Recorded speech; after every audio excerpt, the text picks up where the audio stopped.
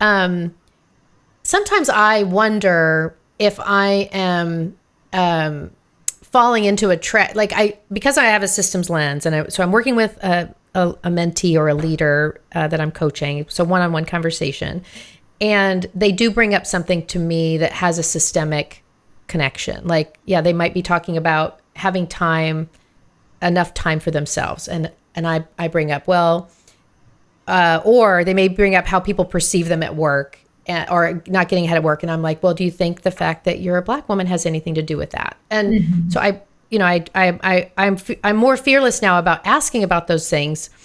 But then I do this thing that I'm not so proud of, where it feels like maybe I'm not holding them as whole or as resourceful, because I'm kind of helping them make an excuse for why they're not getting what they need. So I'm really curious about balancing the systems lens that we can bring to coaching. Yes, there's systemic issues. Yes, there are structures in place that keep you from reaching your untapped potential unless we work on them, right? And then there's also stuff that you can work on internally. And that tension point, I don't think I always get it right. Sometimes I feel like I'm too soft or I'm making assumptions. So I'm kind of curious how you would mentor me on that. It's a great question. And I've noticed the same tension. I've experienced the same sort of thing.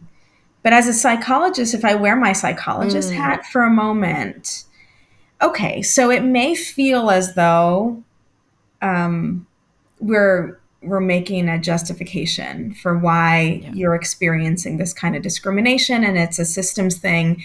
But that doesn't mean we can't do anything about it. We still have to learn how to manage living in a system that is oppressive.